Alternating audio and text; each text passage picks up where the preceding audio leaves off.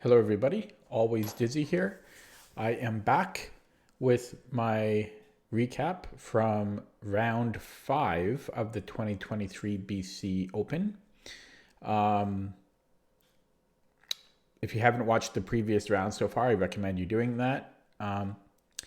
Yeah, so as a reminder, I was 1 out of 4 going into round 5. I had just lost the previous round after my opponent sacked his rook, and I took it when I shouldn't have. Despite being 1 out of 4, I was still feeling pretty decent because I knew I was on my way to getting a FIDE rating. And actually, I think I calculated it, and even though I lost the previous round, and even though my score was only 1 out of 4, I think my rating, I think I gained 3 rating points, national rating, just because my opponents were all quite high rated, relatively speaking. So the pairings were made the night before, and I actually had time to prepare. And I think this was the only round where I was able to do that because the other rounds, the pairings went up like right before the round started. So I've actually, if you're familiar with my tournament videos, I've actually played Paul 3 times in the past. In the first time we played, I beat him, which was surprising because he was over 1800, and that was my first tournament as an adult, and this was like 4 years ago. And then in the second tournament, he completely killed me. He played like literally like a perfect game. Like I ran it through the engine. He played like the top move every move until I gave up. And then in the third game, which was a couple months ago in October, I I beat him, and that was in London. So I didn't do a ton of preparation against him. I just kind of looked at um, what he had played in the past and just kind of very quickly refreshed my memory on some of those lines. Um, so nothing too deep. Um, and he's played. So he was paired up to be white against me, and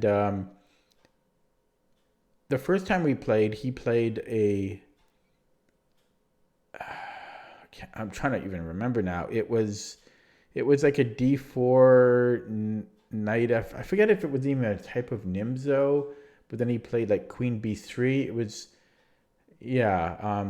And then the last time we played, he played a London. So I was really curious if he was going to play the London again, or if he was going to go back to his roots and play kind of a Queen's Indian. Well, it's my choice to play Queen's Indian, but like a Knight F3 D4 setup. Um, because I did beat him the last time he played the London. I thought I'll just show you a photo before we take a look at the game. This is a photo from the tournament. It's the only photo that I'm in. I know it's really small, so you can barely see me, but this is actually from round 6, and there's me. You have to get out your magnifying glass. That just shows you the venue. Again, this held, it was around 219 players. Wait, 300. Sorry, 300. Wait, is it 300? Yeah. Was it 300? Yeah, I think so. 319 players. Um, in this playing hall. So it may not seem like that many, but it is. And actually, this player here, well, I'm not sure if you can see that on the screen, if you can see when I move my cursor. I don't know. Maybe you can't see that. But I'm curious if you can see that now. But I'm waving my hand. So in case you can't see my cursor, in the front table, there is a player kind of wearing a reddish burgundy shirt sitting next to somebody wearing a mask in blue. So the player in the burgundy shirt, that is the brother of Li Kwang Liam. I hope I'm saying that the order of names correctly. And he is an IM, and he was the top rated player in the tournament. Okay, just thought I'd share some of that context. So let's take a look at the game. My throat is going to die here. Warning: this is going to be a long video, so go grab some coffee. Okay, so Paul plays d4. I played knight f6. Yeah, I'm just reading my notes here. So yeah, this was my fourth time playing against him. Blah blah blah blah blah. Yeah. So I was curious, what was he going to choose? And I was slightly surprised that he decided to continue with the London. Just because, again, the last time we played, I played a really nice game. If you're curious, you can look it up. It's the previous tournament. It'll be called the 2022 Jack Taylor against Paul Leblanc. You can check out that game. It was a London, and I think I only made one mistake. Okay. So my second question was, okay, is he going to play it different than last time? Did he learn from our last game? And I was curious about that. I played e6. He plays knight f3. b6. This is my usual London or anti-London setup. He plays e3. I played bishop b7. Knight bd2. I mean, these are all London-y moves. So I don't have to explain them, right? Bishop e7. And here he did play it differently than before. He played bishop d3. The last time we played, he played h3 here. So that was a little interesting. I played knight h5. He tucks the bishop back to g3. I played d6, c3, and knight d7. And then things got interesting. If you haven't watched round 4 from this tournament, I highly recommend you do, because Paul, and he thought for a bit here. Let's see, how long did he think? Move 9. He thought for 8 minutes on this move, and he played e4. And damn, because in the previous game, in round 4, my opponent played, I forget if it was the exact same position. It might have been. No, it wasn't, but it was very similar. In the other game, my opponent's pawn was on c2 still. But he had played e4, and I actually didn't analyze that in detail. I only did like a 5-minute analysis after the game. And so I was still rocky on what to do here. And I was almost a bit paranoid, wondering if maybe he talked to my previous opponent, because, you know, Paul, by the way, Paul organizes these events. So he's the organizer of most of the events in BC. And so he knows everybody. And so I thought it's possible, you know, maybe he's friends with Jose from the previous round, and he looked at the game. Because Paul did not play e4 the last time we played. Anyways, it was a bit annoying to see that. At the same time, I knew that my position was fine. If not, it was actually a little bit better than my opponent in the previous round after e4. So I actually played against it fine, but it's still kind of uncomfortable for me to face. I played g6. He plays queen e2, c5, and this is extremely similar to my game against Jose in the previous round. And then Paul thought for a long time here. I've noticed this, like he did this in our previous game. He thought in our previous game, I think he thought for 30 minutes on one move, which was crazy. And he did something similar here. He thought for 18 minutes 18 minutes. And yeah, Paul's known to spend a long time on some moves. At his peak, Paul was 2100. So at his strongest point, he was starting to near master level.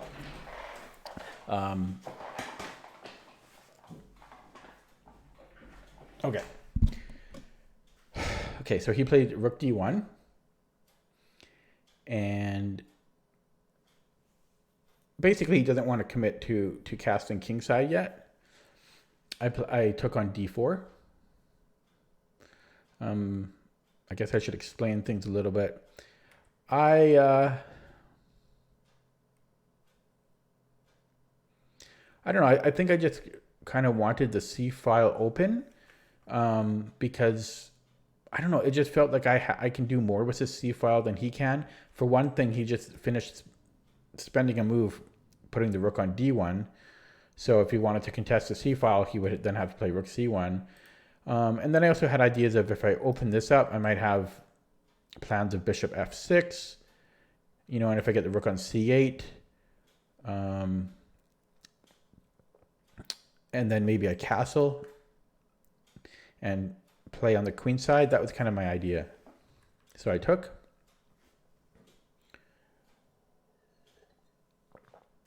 And he took. And yeah, so I castled. And it's kind of a funny thing here. Right after I castled, I got up from the board. I was actually doing that a lot this game. I got up a lot. I was walking around a lot. Actually, it didn't happen at this point, but I remember because I was drinking so much water and then I had to go to the bathroom a lot. At one point, I went to the bathroom and it was locked. And I said, Hans, get out of there. No, but it was locked. And then a kid told me it's locked as well. And I guess they were cleaning it, but I had already held going to the bathroom. Like I had to really go at this point. And it was very uncomfortable. I'm getting older.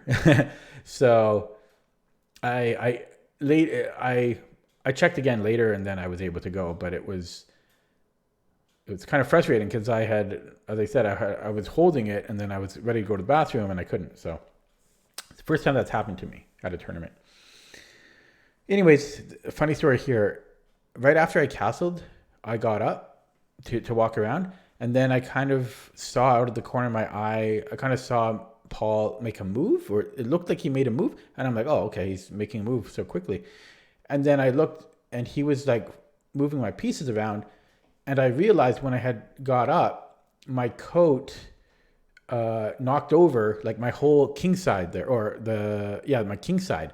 Like, I don't know the extent of it, but basically I'll highlight it. Basically like this was like all knocked over. Because my coat just, yeah. And I felt bad. And I don't think Paul was too happy. He didn't look too happy. And he was setting it up. And I think the player sitting to the left of me, I think he was about to help as well. But Paul had it. And I saw it. And then I'm like, oh, sorry. I'm like, oh, sorry. And but that was pretty distracting for him. So I feel bad about that. But it was an accident. Okay, so then Paul castled, and I took on g3, and he took with the h-pawn. And I proceeded with my plan. I played bishop f6, just putting the bishop on this nice a1, h8 diagonal. And he played e5. Now, he made these moves relatively quickly, which I think was a little bit of a mistake. So I recaptured and he recaptured, and it actually took me a little while before I realized that I could actually play knight takes e5 here. I don't know how long it took me, like a couple of minutes or something, but when I saw that I could actually just take on e5, I was pretty pleased because it looks like I'm just winning a pawn. The point being, if knight takes, bishop takes, queen takes, I can take the bishop on d3 and I'll be up a pawn. Um, and so that is what I did. I played knight takes e5. Excuse me, and he took, and I took. And he thought for a while here. I think he realized his mistake. And he then played knight f3 after a long think. And before I took on e5, I didn't take it right away because I thought potentially this might not be good for me because of maybe white has something along the lines of queen c7, you know, and I just had to be careful. So, but I didn't see that. It still seemed like a good decision for me to do this. But the funny thing is, we both missed a very obvious move. And it wouldn't have, I guess it wouldn't have changed what I played, but we both missed the move nonetheless. So instead of knight f3, white has a very obvious move. Bishop takes g6 here. Wait, is it here? Yeah, bishop takes g6 because he gets his pawn back, and it'll be an equal position, I believe, if I remember correctly. I can take the bishop, and then he'll take my bishop, and he gets his pawn back. And if I don't take the bishop, well, I have to. So it's funny that we both missed that. Funny and sad. So anyways, he played knight f3. And I took the knight.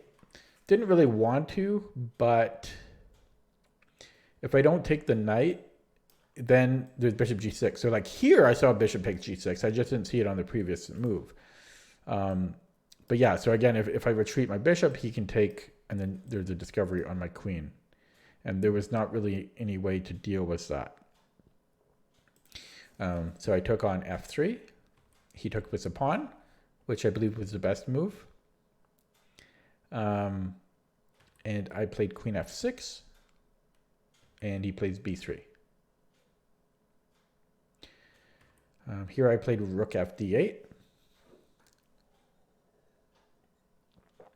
And I was feeling quite good here. I'm up a pawn. And I should also mention, as a reminder, one of my main goals, if not my main goal for this whole tournament, was to get a FIDE rating. So far, I had played my first 4 opponents all had a FIDE rating. And so I just needed one more game. And Paul has a FIDE rating. So now, win or lose, I was lucky enough to be paired against 5 opponents with FIDE ratings. I will get a FIDE rating after this game. And I will talk about what my FIDE... I already have my FIDE rating. I will tell you what that is in an upcoming video. I don't want to spoil anything yet.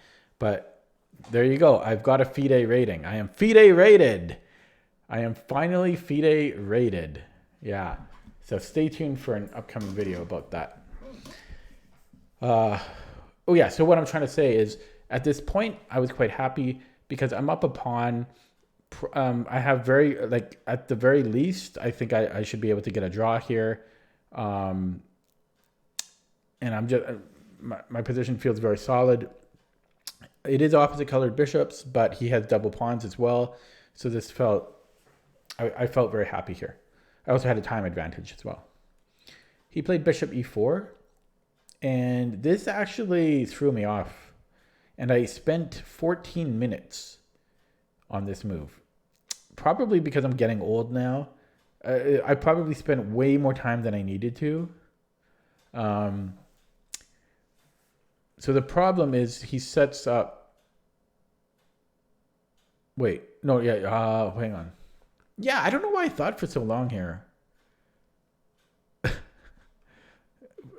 14 minutes was crazy. I was seeing stuff that I didn't need to be worried about.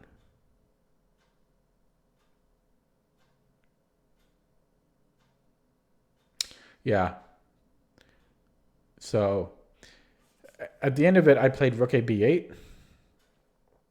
And he played king g2. King g2 is a very good move.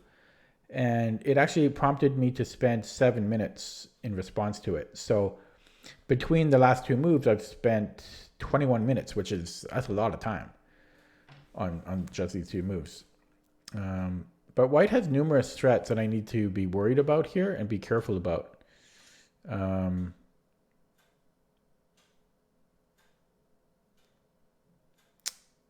Like the main one is rook h1, and then maybe his queen swings to e3, and there's potential issues here. There were some other things I had to worry about as well. I'm trying to remember what they were.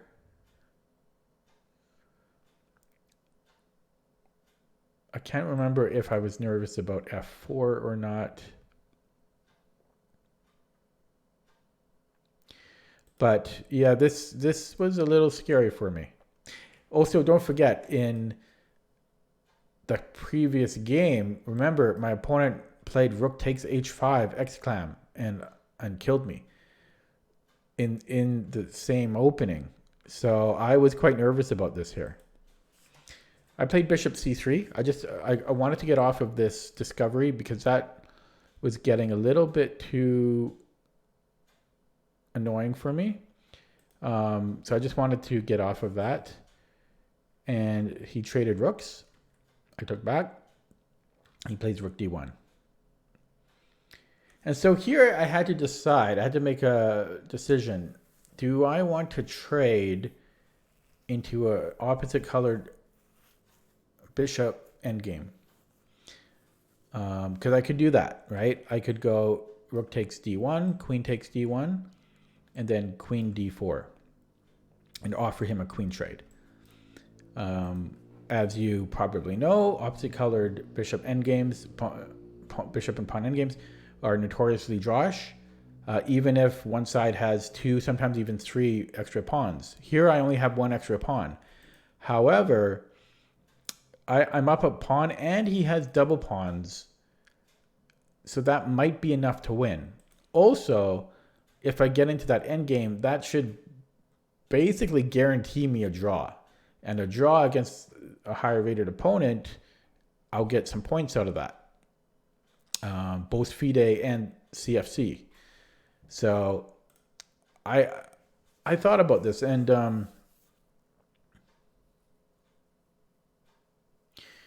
I also thought, like maybe the better decision, because often the better decision in these positions is to improve your position more first and avoid trading.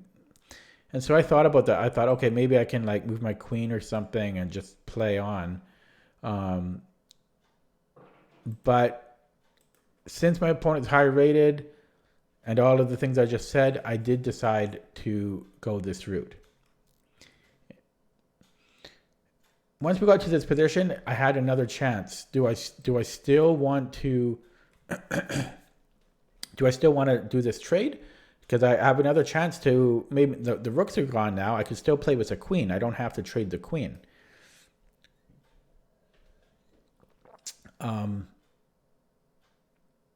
But I decided, okay, I will trade the queen. So maybe it's a little bit cowardly what I did. But if I remember correctly, I think the computer said my decision was fine. So we traded, and here we are.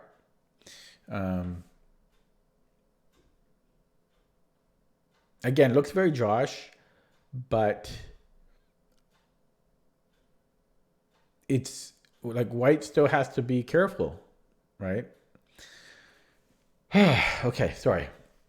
My throat gets so strained when I talk nonstop like this. Okay, so here he played f4, and I brought my king up. And let's just talk about how much time is left at this point, give some context. So Paul had 44 minutes, I had 39. So plenty of time. He played f3. And I'm not so sure about these moves. I think the computer said they were okay.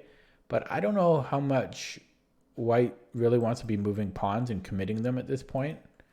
Like, if it was me, I might have played f4 just because we Well, even that I'm not sure about, but it gives him his king and bishop some more mobility. But f3, I'm really not. I don't know if I like that. I might have just brought in my king at this point. And try to centralize that. Maybe bring the bishop here and then king here, something like that. Okay, but this was fine. I brought up my king. And he played g4. Again, I don't know if I would do this if I was white. I think objectively it was fine. But the pushing of those pawns and committing them to squares, I don't know if he should be doing that. I played h6. He played h3. I played bishop c5. So once he played king g3, I thought here for a while. And then I kind of saw that if my bishop was on d6, then I can play g5 and I can win a pawn. So that was my plan. That's why I went bishop c5 to come around here and get this going. Because this is now, he now has to babysit the f4 pawn. Okay, so bishop c5 is what I played. And he played bishop c6. His idea, I believe, was to come into e8 and make it so that my king can't really leave this pawn. I played bishop d6, continuing with my plan. And then he made a mistake. He played king h4, which looks ridiculous, right? But I think he just felt that there's no saving f4 now. Because how does he save f4? But it would have been better for him to make me play g5, because then it's difficult for black to make progress. So for example, let's just say he made a random move, and then I pushed g5. I think he could just, again, make a waiting move. And if I take, or even if I take with the bishop, it doesn't quite matter, I don't think. How does black make progress here?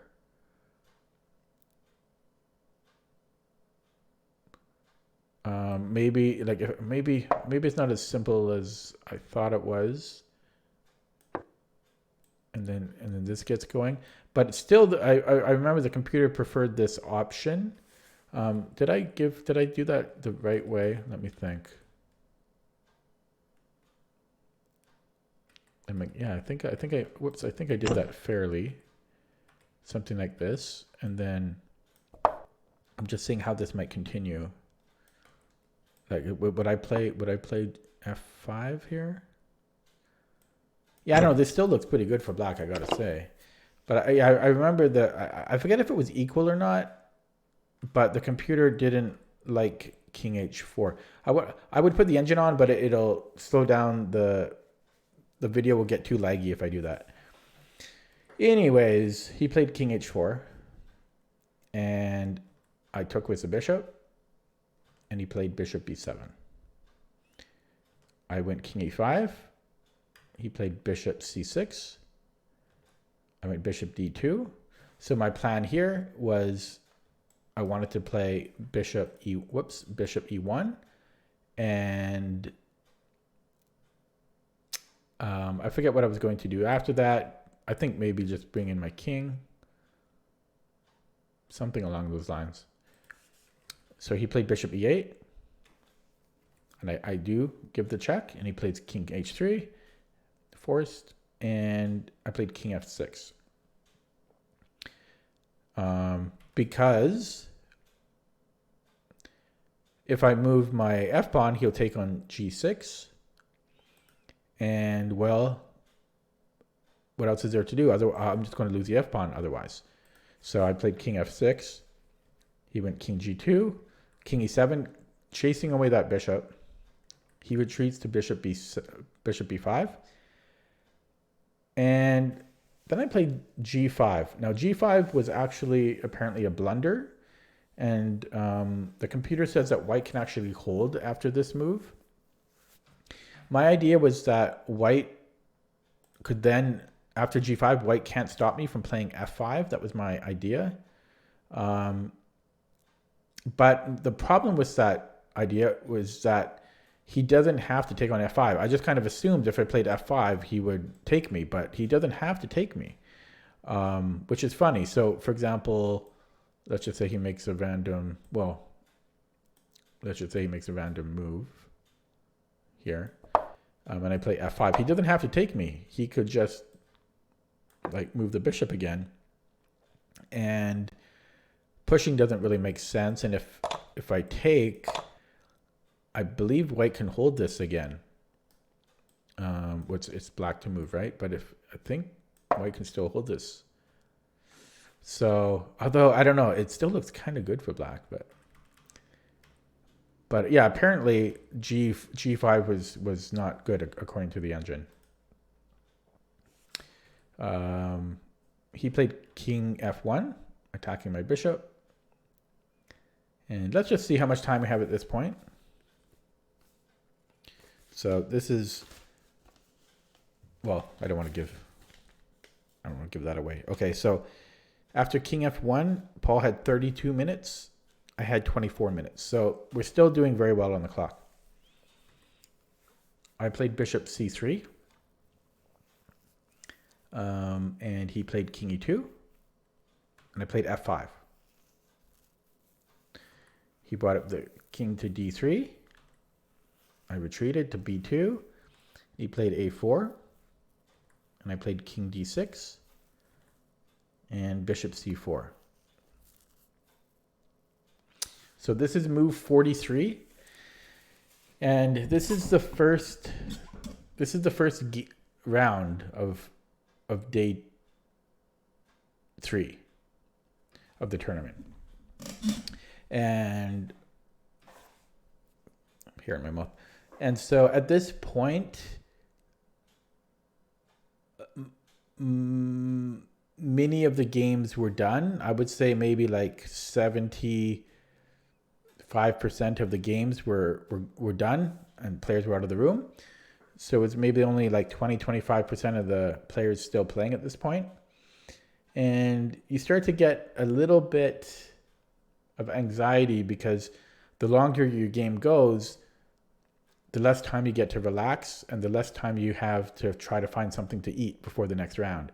So I was starting to get a little bit of anxiety at this point, because move 43. Okay, so I played king e5. He plays king e2. And king f6, which seems kind of weird, but I think I was planning to do this. That was my plan. I was trying to make progress here. And I think I was, at this point, trying king g6 and just letting him take on... Well, wait, was that the plan? Or was that later? No, that might have been later. Okay, so he plays bishop d3. Oh, no. That's right. Because he can't... Well, no, that's still... Okay, well, let's just see what happens. So he plays bishop d3.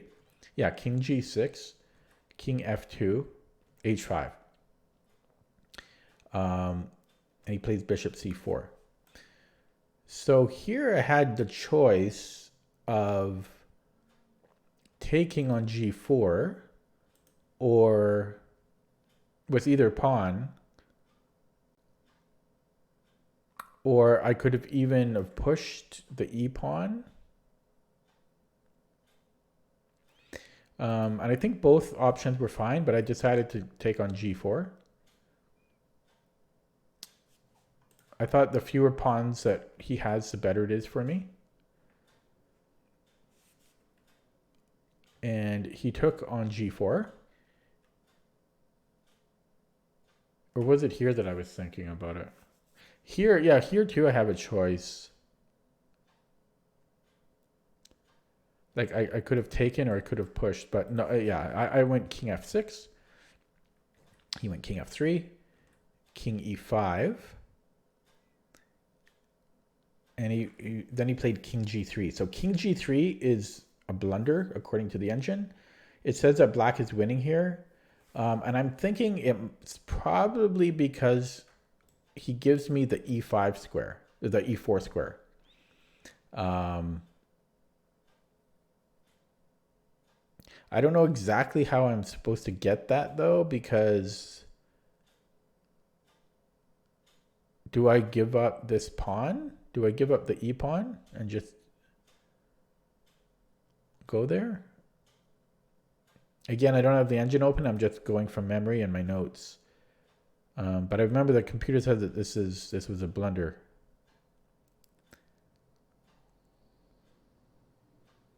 Maybe I can even no.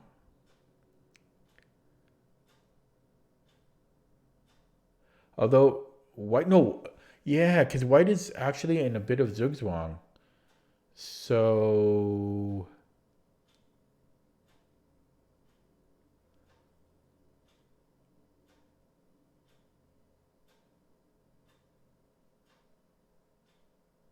yeah, I don't know if I could just ignore it right away and then give a check. I'm not sure about this. Maybe this might be enough to win. Possibly. Although I'm not, I don't know though. How do I make progress from here?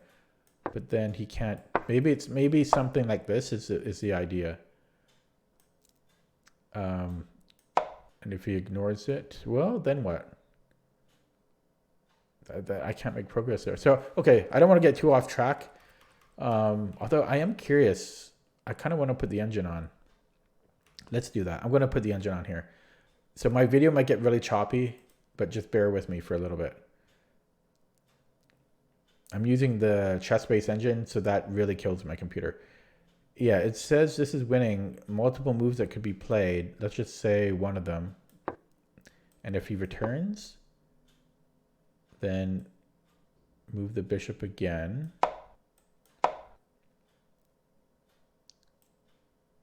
And then move, what? What's it doing here? Bishop.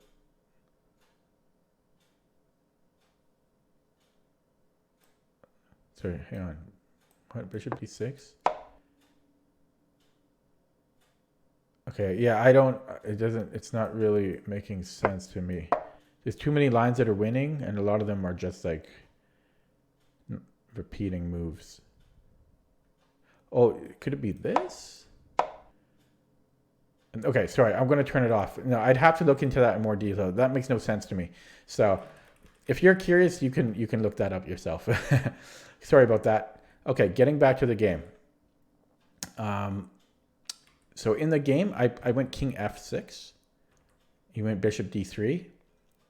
And then I blundered here. I went f takes g4, and this throws away the win, which I don't think is obvious. This is not simple. This is actually a pretty tricky endgame. My notes say that Stockfish wants to maneuver for mini moves still. So I should actually look in this. I mean, I did look at this, but I should spend more time and look at this in more detail because I should know the exact answers to all of these things. I've just been so busy lately, I haven't been able to do a deep dive into it.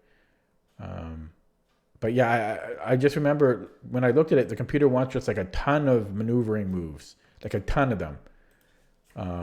So this is apparently a blunder and just a draw now with perfect play.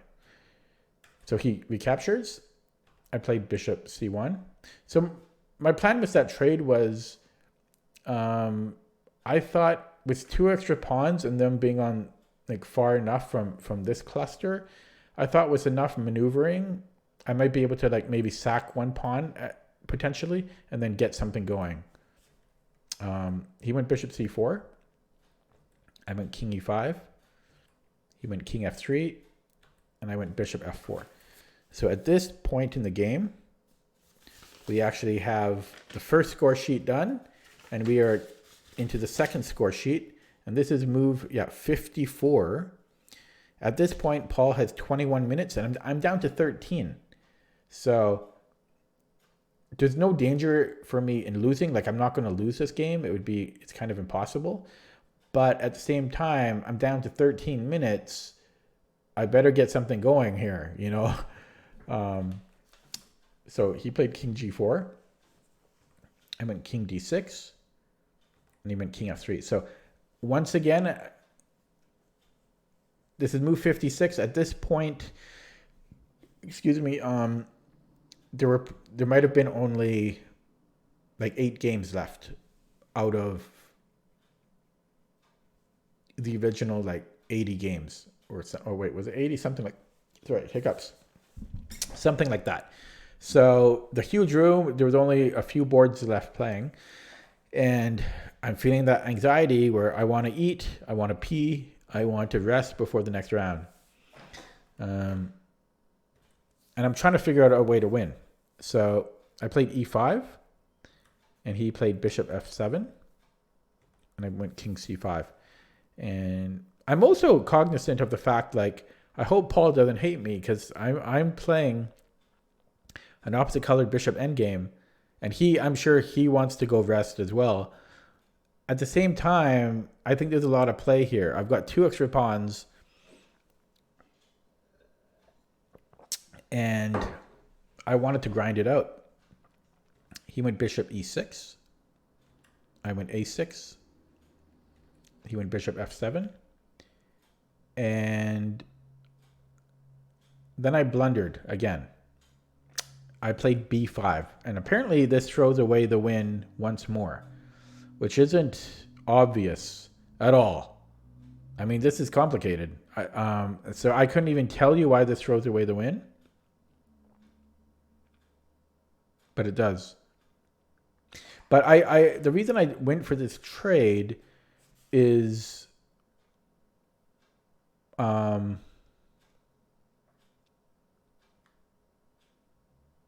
had a reason.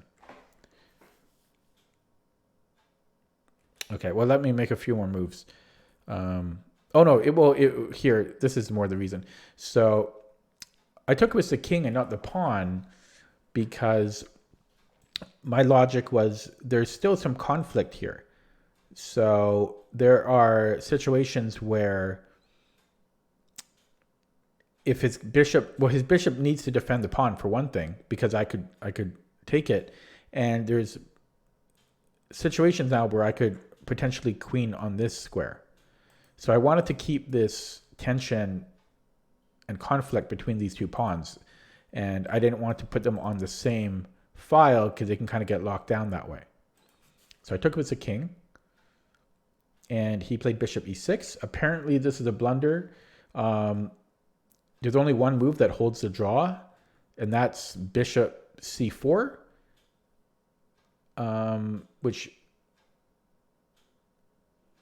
skewers. It doesn't really do any of that, but it kind of x-rays my king and pawn. And I guess it gains a tempo. Maybe it's because he can control this. Oh, I can't do that. It controls e4. I don't know. I actually forget. I'm tired. But yeah, bishop c4 held the draw here. So something like bishop c4, I have to stay close to the pawn, and I think it's because he can bring the king back to e4. I think that might have been the reason, but I'm not sure. Okay. Anyways, he played bishop e6, and I went a5, and he went bishop f7, king b4, bishop e6, just repeating. He's saying, come on, man, let's just draw. I'm just going to go back and forth to show me that you can make progress here. I want to go have lunch. That's what he's saying. I went king c3. I'm just trying to get something going, because how do you make progress here? At this point, I couldn't figure it out. I'm like, how do I win? Because I can't push either of these pawns, and I can't really move my bishop away. I mean, I can, but it doesn't do anything. So how on earth do I make progress? But I still wanted to grind it out. I thought there was still some play here. This was move 63. And he had 21 minutes. I was down to 10 minutes here. Still plenty of time, but slowly whittling down. My time is never building. It's always getting lower. He went bishop f7, repeating once more. King d4. And he went bishop g6. I went king c5. And it just shows I really had no clue on how to win this. I think I was planning to come back down here, and I think I was hoping to put, I don't know, because he can always move the bishop back, but I think I was even maybe planning to go to h6 at some point. No, but that didn't quite work. I forget what I was. Part of it was I was just making moves to give me increment to think. I forget exactly what my plan was. I think I was hoping to like almost triangulate my way into f5. Like king f5. But again, a lot of it was just me just moving to get more time to think. He played bishop f7, so I come in, bishop c4, king e7, bishop b5, bishop c1, and there were actually a few observers at this point, mostly because there were only like maybe 4 boards playing out of 319 people. So there were a few people watching, and actually, interestingly, the player to my right, I think his name is Peter. It was kind of interesting because he was watching. He's been watching this ending for like half an hour now. He was just sitting there quietly, just watching it. I thought it was very interesting because I'm like, hey, like, don't you want to have lunch? Don't you want to rest? I'm still surprised. I mean, he's probably like half my age, so he has more energy. But I thought I was really quite surprised because if it was me, I just want to go relax. But he was watching it. He thought it was interesting. So okay, the game continued. Bishop c4, and I went king d6, abandoning this whole weird plan I had. But I think I had an idea at this point, which you'll see soon. He would go bishop f7, again, just trying to show me he's just going to go back and forth. This is move 70. This is one of the longest games I've ever had. Move 70. King c5. He went bishop e6, king d4, and you're going to see my plan here. I don't think I annotated one of these things correctly, but that's okay. He went bishop f5, and I saw this plan a few moves ago, and here you will see it in action. So after bishop f5, I can actually play, and this is what I played in the game, the extremely satisfying e4. And the point is, he can't take, because if he takes with the bishop, I have a check, and my bishop is covering f4, so his king would have to move away from the defense of the bishop, and then I would win the bishop. So I had this idea a few moves back, and I think I was looking at that for a while, that something around there I was trying to get going, and then I went for it. And yeah, because I just saw that he would not be able to play. He would not be able to play bishop f4, and so I think even at this point, I think I was winning. I think I've actually been winning for a while, but I just couldn't figure out how to do it. So bishop f4, e4, so satisfying to play, and he played king e2, and I went bishop f4. I could have played a lot of moves, but I just like the fact that his king can't move forward anymore. I'm just covering everything. And I just want to look at the time left on this. I had 6 minutes, so I'm not a quick player over the board. I'm really slow. And so he had 20 minutes, I had 6 minutes. I was pretty confident that I should be able to win from here, but I still had to be careful. 6 minutes over the board, if you're not careful, you can still mess up. So he played bishop e6. I played king c3, king d1, g4. Really? I'm trying to remember. I played g4.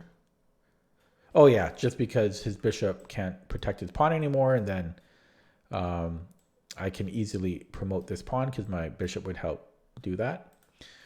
He played king e2, g3, king f1. This is move 77. There were probably like 3 games left at this point. Multiple ways to win here, but I played e3. He plays bishop d5, king d2. I just want to see how much time I had at this point. Not that it quite matters, but I was down to 5 minutes.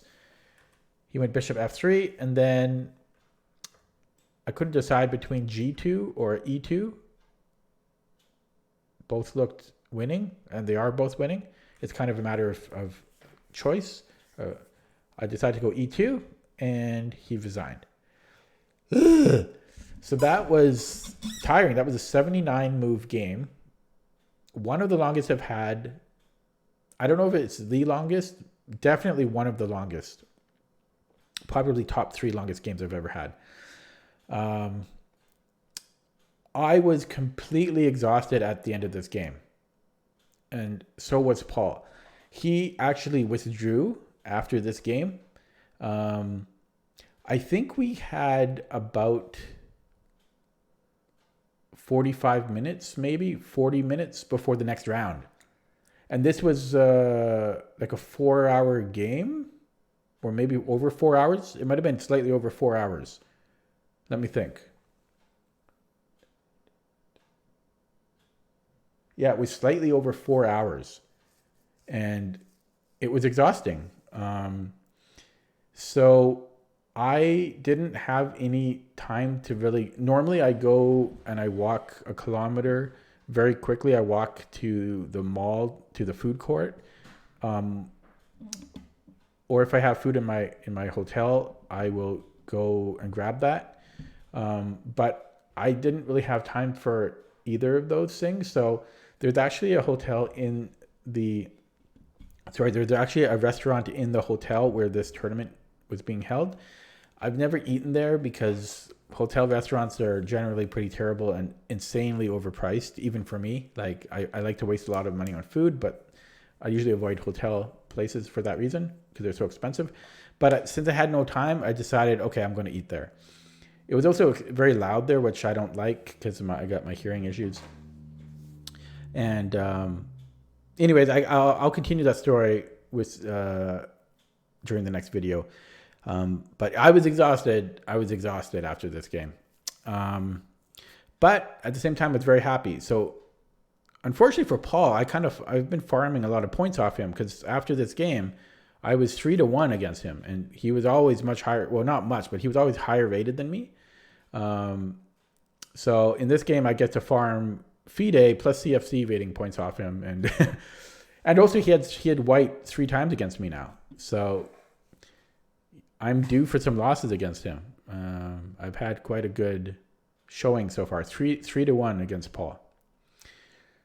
And that put me at the end of round 5, 2 out of 5 in the premier section.